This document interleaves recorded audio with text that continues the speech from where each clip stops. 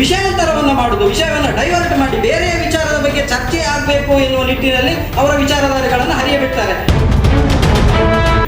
Press meet ಅಲ್ಲಿ ಕೂತ್ಕೊಂಡು ಪರಶುರಾಮನ ಬಗ್ಗೆ ಒಂದು ನೆಪ ಇಟ್ಕೊಂಡು ನಮ್ಮ ನಾಯಕರ ಬಗ್ಗೆ ಭಾರಿ ಮಾತಾಡ್ತೀರಿ. ನಿಮ್ಗೆ ಒಂದು ವಿಷಯ ಕೇಳ್ತೇನೆ, ನಮ್ಮ ನಾಯಕರಿಗೆ ಬಾಯಿ ಮುಚ್ಚಿ ಕೂತ್ಕೊಳ್ಳಿ ಅಂತ ಹೇಳ್ತೀರಿ, ನೀವು ಯಾವ ನೈತಿಕ ಮೇಲೆ ಹೇಳ್ತೀರಿ? ಆರೋಪಗಳಿಗೆ ತಪ್ಪಿಸಿಕೊಂಡು ವಿಷಯಾಂತರವನ್ನು ಮಾಡುವುದು, ವಿಷಯವನ್ನು ಡೈವರ್ಟ್ ಮಾಡಿ ಬೇರೆ ವಿಚಾರದ ಬಗ್ಗೆ ಚರ್ಚೆ ಆಗಬೇಕು ಎನ್ನುವ ನಿಟ್ಟಿನಲ್ಲಿ ಅವರ ವಿಚಾರಧಾರೆಗಳನ್ನು ಹರಿಯಬಿಡ್ತಾರೆ. ಯಾಕಂದ್ರೆ ಮೊನ್ನೆ ನೋಡಿದ್ದೇವೆ ನಾವು, ಪರಶುರಾಮನ ವಿಚಾರದ ಬಗ್ಗೆ ಎಲ್ಲಿಯೂ ಮಾತನಾಡಿಲ್ಲ.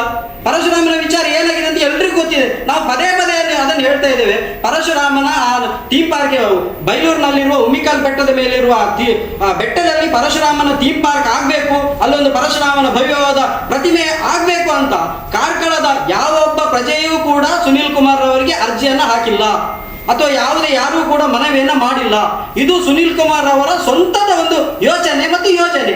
ಅದನ್ನು ಅನುಷ್ಠಾನಕ್ಕೆ ತರುವಾಗ ಯೋಜನೆ ಮಾಡಿದ್ರು, ಅನುಷ್ಠಾನಕ್ಕೆ ತರುವಾಗ ಸುನೀಲ್ ಕುಮಾರ್ ಅವರು ಎಡವಿದ್ದಾರೆ. ಯಾಕಂದ್ರೆ ನಕಲಿ ಪ್ರತಿಮೆಯನ್ನು ಮಾಡಿದ್ದಾರೆ. ಅವರು ಆ ಯೋಚನೆಯನ್ನು ಮಾಡಿದ್ರು, ಸರಿ, ನಾವೆಲ್ಲರೂ ಅದಕ್ಕೆ ಬೆಂಬಲಿಸಿದೆವು. ಆ ಸಂದರ್ಭದಲ್ಲಿ ಎಲ್ಲರೂ ಬಂದ್ರು, ರಾಜ್ಯದ ಮುಖ್ಯಮಂತ್ರಿಗಳು ಬಂದ್ರು, ಉದ್ಘಾಟನೆಯನ್ನು ಮಾಡಿದ್ರು. ಆದರೆ ಮುಂದೇನಾಯ್ತು? ಅವರ ಯೋಜನೆ ಮುಂದೇನಾಯ್ತು?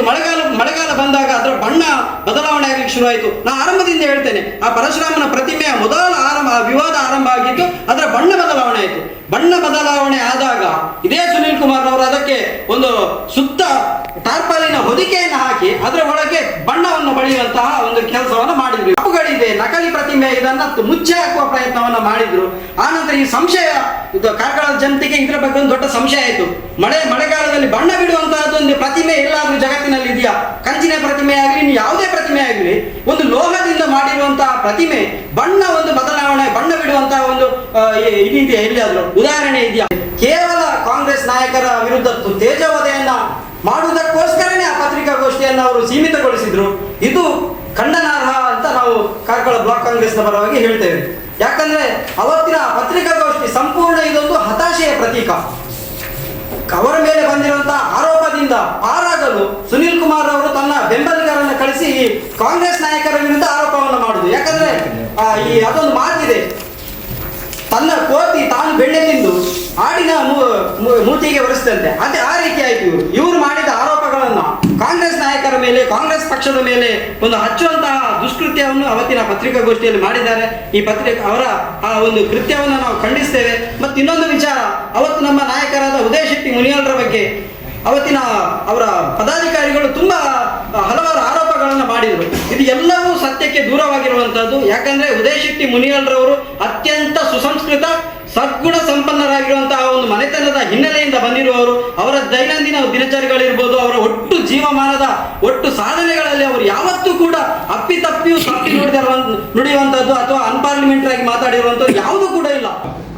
ಮೊನ್ನೆ ನಡೆದ ಬಿಜೆಪಿಯ ಪತ್ರಿಕಾಗೋಷ್ಠಿಯಲ್ಲಿ ಮಾವಿರ ಹೆಗ್ಡೆ ಅವರು ಮಾತಾಡಿದ ಬಗ್ಗೆ ಅವರಲ್ಲಿ ಒಂದೆರಡು ಪ್ರಶ್ನೆ ಕೇಳಲು ಇಚ್ಛಿಸ್ತೇನೆ. ಮೊದಲನಾಗಿ, ಅವರು ನಮ್ಮ ನಾಯಕರಿಗೆ ನಿಮ್ಮ ಕಾಲುಗಳು ಎಲ್ಲಿತ್ತು, ಮೊದಲು ಎಲ್ಲಿತ್ತು, ಈಗ ಎಲ್ಲಿ ಉಂಟು ಅಂತ ಒಂದು ಪ್ರಶ್ನೆಯನ್ನು ಮಾಡಿದ್ದಾರೆ.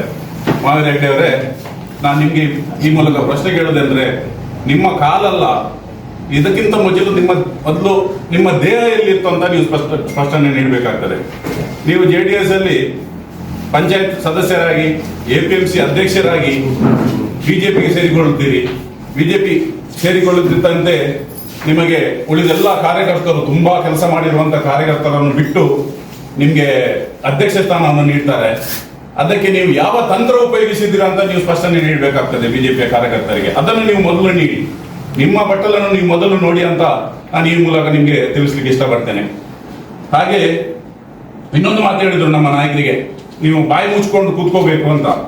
ಮಾವಿರ ಹೆಗ್ಡೆ ಅವರೇ, ನಿಮ್ಗೆ ವೆರಿ ಕ್ಲಿಯರ್ ಆಗಿ ನಾನು ಹೇಳ್ತೇನೆ, ಬಾಯಿ ಮುಚ್ಕೊಂಡು ಕೂತ್ಕೊಳ್ಳಿಕ್ಕೆ ಇದು ಪ್ರಜಾಪ್ರಭುತ್ವ, ಇದೇನು ಹಿಟ್ಲರ್ ಆಡಳಿತ ಅಲ್ಲ ಅಥವಾ ರಾಜ ಆಡಳಿತ ಅಲ್ಲ. ನಿಮ್ಗೆ ವೆರಿ ಕ್ಲಿಯರ್ ಆಗಿ ಹೇಳ್ತೇನೆ, ನೀವು ಈ ತರ ಮಾತಾಡೋದು ಸರಿಯಲ್ಲ. ದಯವಿಟ್ಟು ನೀವು ಏನೇ ರೀತಿ ತಪ್ಪು ಮಾಡಿದ್ದಲ್ಲಿ ನಾವು ಅದನ್ನು ಖಂಡಿತವಾಗಿಯೂ ಎತ್ತಿ ಹಿಡಿತೇವೆ. ನಮ್ಮ ಕರ್ತವ್ಯವನ್ನು ನಾವು ಯಾವತ್ತೂ ಮಾಡ್ತೇವೆ. ಬಾಯಿ ಮುಚ್ಕೊಂಡು ಕೂತ್ಕೊಳ್ಳಿಕ್ಕೆ ನೀವು ನಮ್ಗೆ ಹೇಳುವ ಅಗತ್ಯ ಇಲ್ಲ ಅಂತ ಈ ಮೂಲಕ ನಿಮಗೆ ಸ್ಪಷ್ಟಪಡ್ತಾ ಇದ್ದೇನೆ. ಹಾಗೆ ಪರಶುರಾಮನ ಮೂರ್ತಿ ಸಂಪೂರ್ಣವಾಗಿ ನಕಲಿ ಅಂತ ಜಗಜ್ಜಾಹೀರಾಗಿ ಬಹಿರಂಗ ಆಗಿದೆ.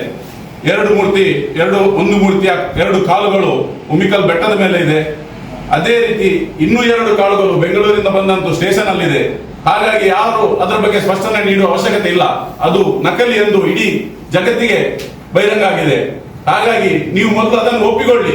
ಹೌದು, ನಾವು ಎಲೆಕ್ಷನ್ಗೋಸ್ಕರ ನಕಲಿ ಮೂರ್ತಿಯನ್ನು ಇಟ್ಟು ಎಲೆಕ್ಷನ್ ಅನ್ನು ಗೆದ್ದು ಬಂದ್ವಿ. ಈಗ ನಮಗೆ ಏನು ಮಾಡ್ಲಿಕ್ಕೆ ಆಗ್ತಾ ಇಲ್ಲ, ನಾವು ತಪ್ಪು ಒಪ್ಪಿಕೊಂಡಿದ್ದೇವೆ, ಇದುವರೆಗೆ ನಾವು ಹೇಳಿ ಬಂದದ್ದು ಎಲ್ಲವೂ ಸುಳ್ಳು ಅಂತ ನೀವು ಒಮ್ಮೆ ಒಪ್ಪಿಕೊಳ್ಳಿ. ಮತ್ತೆ ಮುಂದಿನದ್ದು ನಾವು ಖಂಡಿತವಾಗ್ಲೂ ಅದಕ್ಕೆ ಏನಾಗಬೇಕು ಅದನ್ನೆಲ್ಲ ಮಾಡಿ ಅದನ್ನು ಸರಿಪಡಿಸಲಿಕ್ಕೆ ಒಟ್ಟಾಗಿ ಹೋಗುವ. ನೀವು ಒಪ್ಪಿಕೊಳ್ಳಬೇಕು, ಮೊದಲು ನೀವು ಒಪ್ಪಿಕೊಳ್ಳಬೇಕು. 2.5 ವರ್ಷದ ನಂತರ ಯಾಕೆ ಸ್ಥಳಕ್ಕೆ ಹೋದ್ರು? ಅಷ್ಟೊಂದು ನಿಷ್ಠೆ ಶ್ರದ್ಧೆ ಇದ್ರೆ ಅದಕ್ಕೆ ಮುಂಚೆನೆ ಹೋಗ್ಬೇಕಾಗಿತ್ತು. ನಾನು 2.5 ವರ್ಷದ ನಂತರ ಬಂದಿದ್ದೇನೆ ಅಂತ ಹೇಳ್ತಾರೆ. ನಾವು ಕಾಂಗ್ರೆಸ್ನವರು ಅದರ ಬಗ್ಗೆ ಮಾತಾಡ್ಲಿಕ್ಕೆ ಹೋದ್ರೆ ನಮ್ಮನ್ನ ಪ್ರಶ್ನೆ ಮಾಡ್ತಾರೆ. ನಮ್ಮ ನಾಯಕರು ದೋಶೆಟ್ಟಿ ಮುನಿಯವರು ಕಾರ್ಕಳದ ಸಮಸ್ತ ಜನತೆಯ ಪರವಾಗಿ ಅಲ್ಲಿ ಪ್ರತಿಮೆ ನಿರ್ಮಾಣ ಆಗ್ಬೇಕು ಎನ್ನುವ ಒಂದು ಉದ್ದೇಶವನ್ನು ಇಟ್ಕೊಂಡು ಸಾರ್ವಜನಿಕ ಹಿತಾಸಕ್ತಿಯನ್ನು ಹಾಕಿದ್ರು. ಸಾರ್ವಜನಿಕರ ಒಂದು ಹಿತಾಸಕ್ತಿಯ ಮೇರೆಗೆ ಅಲ್ಲಿ ನ್ಯಾಯಾಲಯಕ್ಕೆ ಒಂದು ಅರ್ಜಿಯನ್ನು ಹಾಕಿದ್ರು. ನ್ಯಾಯಾಲಯ ಆದೇಶವನ್ನು ಕೊಟ್ಟಿದ್ದು, ನಿಮ್ಮ ಅರ್ಜಿಯನ್ನು ಪುರಸ್ಕರಿಸಬೇಕಾದ್ರೆ ನೀವು ನಿಮ್ಮ ಪಾತ್ರ ಏನು ಅದರಲ್ಲಿ. ಆಗ ಆ ಕೋರ್ಟ್ ನ್ಯಾಯಾಲಯದ ಆದೇಶದ ಮೇರೆಗೆ 5 ಲಕ್ಷ ರೂಪಾಯಿಯನ್ನು ಉದಯಶೆಟ್ಟಿ ಮುನಿಯವರು ನ್ಯಾಯಾಲಯಕ್ಕೆ ಪಾವತಿಸಿ ಸಾರ್ವಜನಿಕ ಹಿತಾಸಕ್ತಿಯನ್ನು ಹಾಕ್ತಾರೆ, ಅರ್ಜಿಯನ್ನು ಹಾಕ್ತಾರೆ. ನಾವು ಮತ್ತೆ ಅಲ್ಲಿ ಪರಶುರಾಮನ ಪ್ರತಿಮೆ ಆಗ್ಬೇಕು ಎನ್ನುವ ಆಗ್ರಹವನ್ನ, ಒಂದು ಬದ್ಧತೆಯನ್ನ ಉದಯಶೆಟ್ಟಿ ಮುನಿಯವರು ತೋರಿಸಿದ್ದಾರೆ. ಆದ್ರೆ ಇದು ಯಾವುದೇ ಬದ್ಧತೆ ಇಲ್ಲದೆ ನೇರವಾಗಿ ಮೊನ್ನೆ ಕಳ್ಳತನ ಆದಾಗ 2.5 ವರ್ಷದ ನಂತರ ಬಂದಿದ್ದೇನೆ. ಹೌದು, ನೀವು 2.5 ವರ್ಷದ ನಂತರ ಅಲ್ಲಿ ಹೋಗಿದ್ದು ಯಾಕಂದ್ರೆ ಅದು ನಿಮ್ಮ ಅಪರಾಧ. ನಿಮ್ಗೆ ಅಪರಾಧಿ ಪ್ರಜ್ಞೆ ಕಾಡ್ತಾ ಇತ್ತು.